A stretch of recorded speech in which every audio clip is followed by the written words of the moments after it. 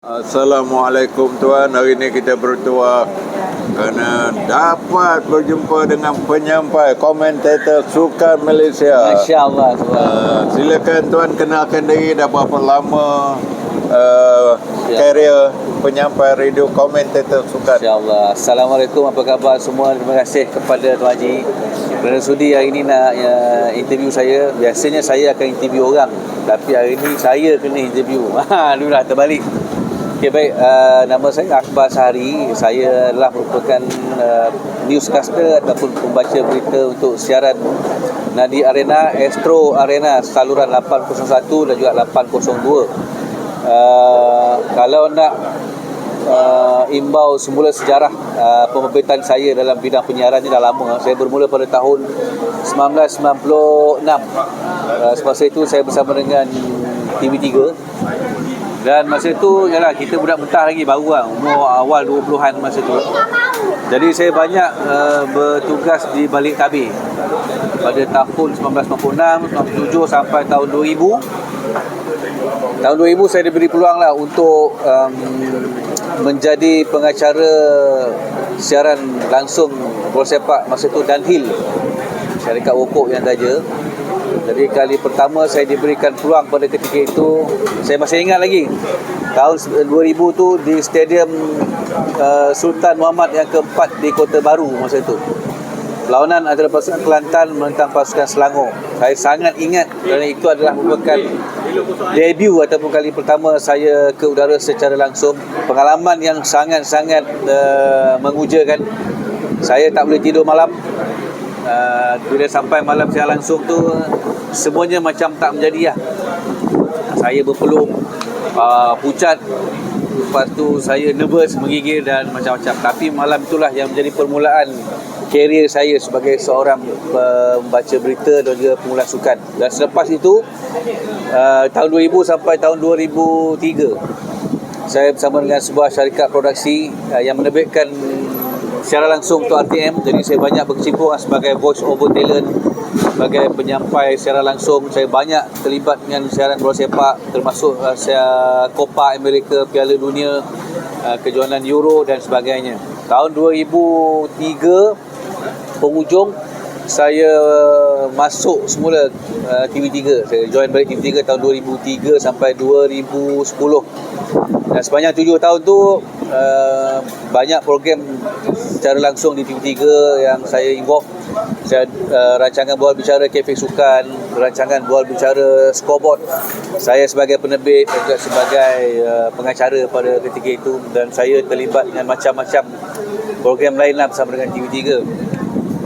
Tahun 2010 bermulalah karier saya bersama dengan Astro, di mana di sinilah bermulanya saya mengukir beberapa sejarah peribadi lah, kerana saya telah pun dikirim untuk membuat liputan di luar negara.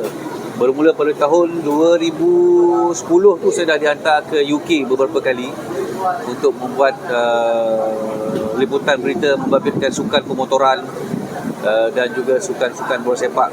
2011 saya dikirim ke Indonesia untuk sukan C di Jakarta, Palembang.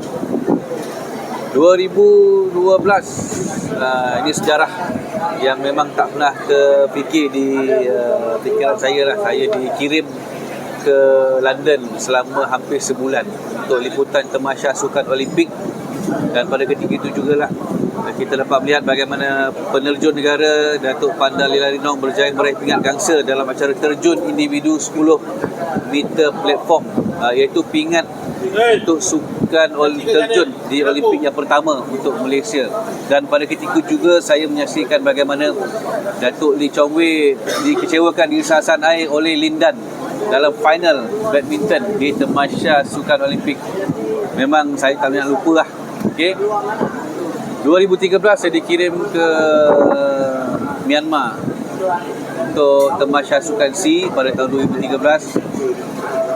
Sebuah negara yang mendapat banyak bantuan daripada negara China. Kalau kita sampai di sana, memang di Myanmar tu nampak macam mundur kan.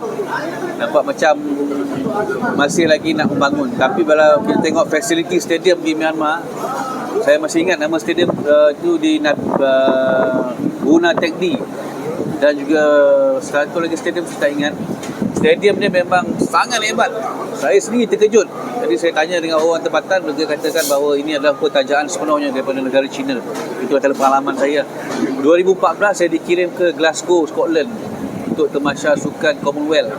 Hampir sebulan juga saya ke sana semasa bulan puasa. Dan yang paling saya tak boleh lupa lah, kami terbang ke sana kira-kira 2 minggu selepas pesawat MH berapa yang 370. okey, yang ditembak jatuh. Jadi memang Yang tembak jatuh. jadi masa tu saya Ukraine. betul. Jadi masa tu family pun risau lah. Family risau. Saya sendiri pun sebenarnya saya 50-50 nak pergi, tapi di atas perbincangan sama dengan rakan sekerja dengan bos saya, jadi kami terbanglah ke Glasgow selama hampir sebulan bulan puasa. Di situlah Datuk Azizul Asniawang berjaya merangkul pingat acara basikal kirim, dan kita ada banyak dapat pingat untuk Malaysia di Sukan Commonwealth. Dan kemudian pulang tahun yang sama juga saya dikirim ke Incheon, Kuala Selatan untuk tamasya sukan Asia pada ketika itu. Dan saya, kalau di Glasgow tadi saya menyambut Hari Raya Aidilfitri, dan di Incheon, Korea Selatan saya menyambut Hari Raya Aidiladha. Wah, itu pengalaman juga. Okey, 2015 saya dikirim pula ke Sukan SEA di Singapura, di mana pencapaian kita sangat hebat pada ketika itu, dan pengalaman yang sangat menarik. Itu tamasya sukan SEA yang kedua.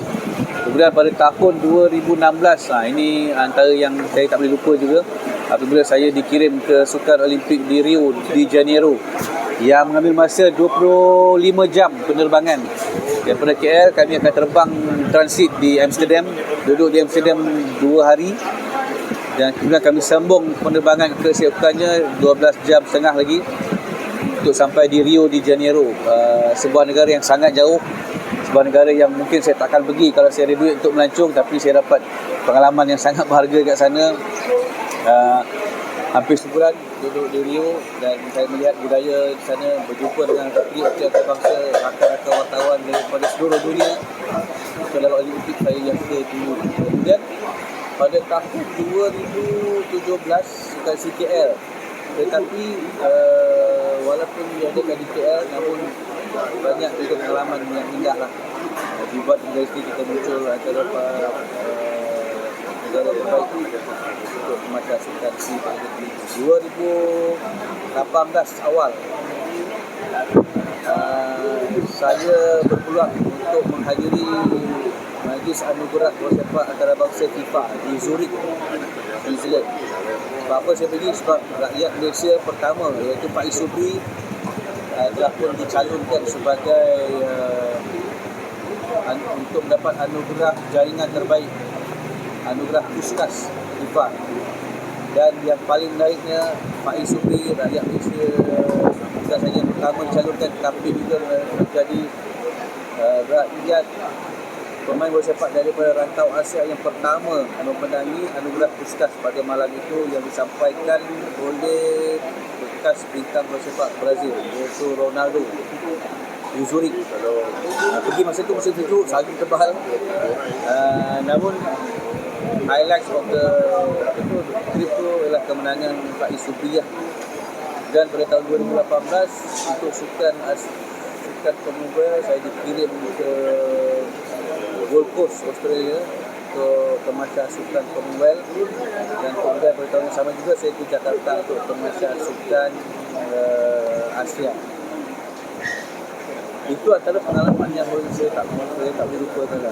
Dalam dunia kewartawanan ni sebenarnya, kalau dalam tenis, seseorang pemain yang telah berjaya melengkapkan gelaran Grand Slam, mereka akan dianggap sebagai antara pemain terbilang tenis, iaitu dia kena menang terbuka Australia, dia kena menang Roland Garros di France, dia kena menang Wimbledon, dan dia kena menang US Open. So, kalau 4 Grand Slam ni dia dah menang, maknanya dia dah complete as a tennis player.